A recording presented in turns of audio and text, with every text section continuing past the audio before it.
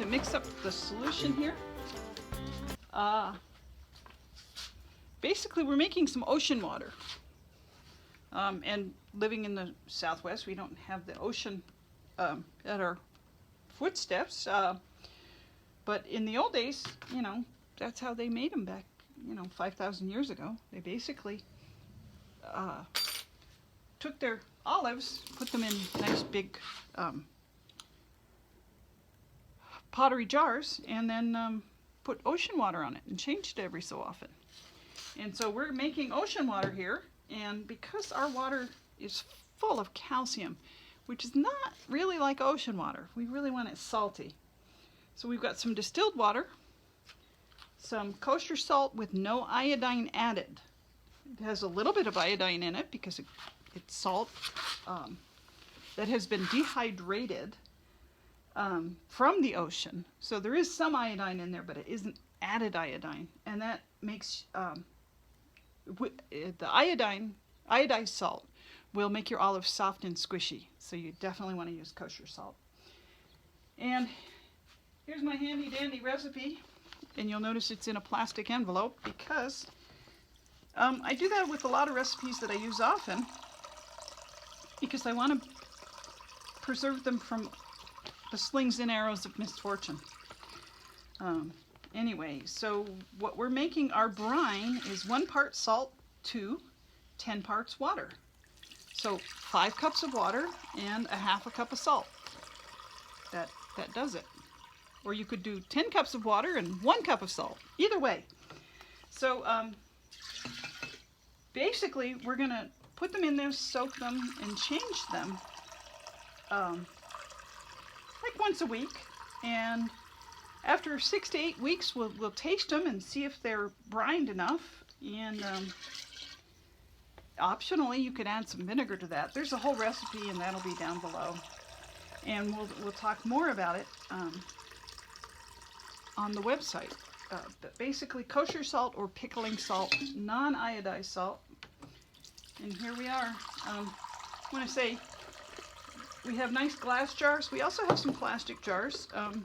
It's kind of appropriate. This is from Cat Temptation Treats, and there's a picture of the ocean on there to remind us we're making basically the ocean in our jars, and that's how we're pickling or brining our black olives.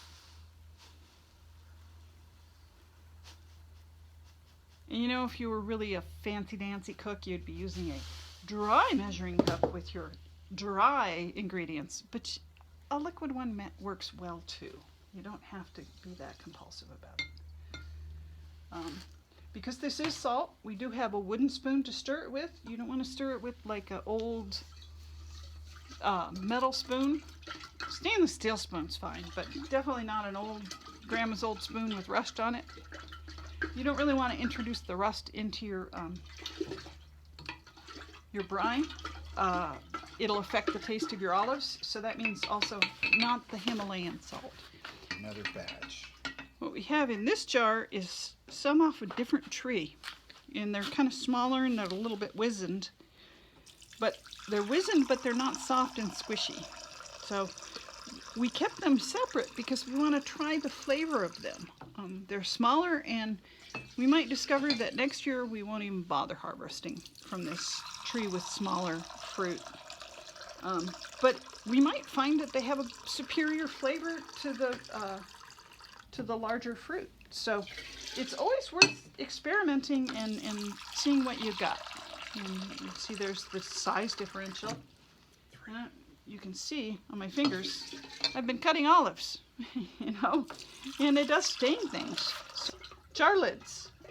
Canning jars are fine to use for this. They're very nice, but salt brine will rust your lids, especially if there's a little teeny tiny scratch in there. It'll just get in there and make rust, and then it'll affect the flavor of your olives. So we can still use this, and what we're going to do is put a little piece of saran wrap, whatever, between this lid and our brine. You can use old plastic bags, but use food grade plastic bags, so like sandwich bags. I wouldn't advocate using the bags from the supermarket that you brought your shopping home in. Those are not necessarily food grade plastic. And we're getting comments from the peanut gallery there. The birds are sitting up in the tree and talking to us and saying, cactus right up there. Anyway, so lids. And then the other thing is, here we've got, I should have mentioned this before, it's only a half a jar of olives.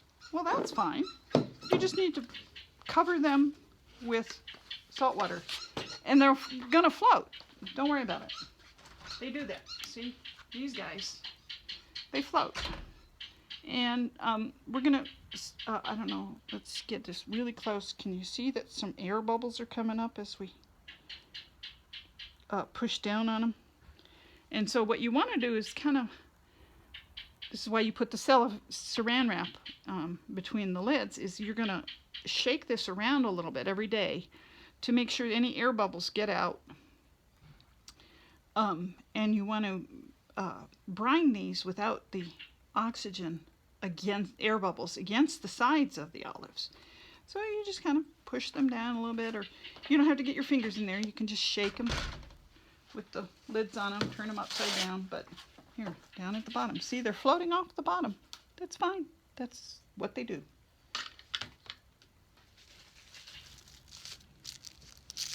There's our little plastic wrap between the lid and the olive brine. And like I was saying, you can just once a day, just do that once a day, just to help shake them up, keep things. Now you might get some fungus develop on the top of your of your olives. If the olives themselves have fungus growing out of them, throw them away. But it seems to be there's like a fungus floating on the surface of the brine. And what you can do is you just scoop it off and throw it away. Don't worry about it. We eat rotten things all the time. It's human condition. Think about yogurt, right? Well, let's take milk and put bacteria in it and make them ferment it into something that we're then going to eat. It's human condition.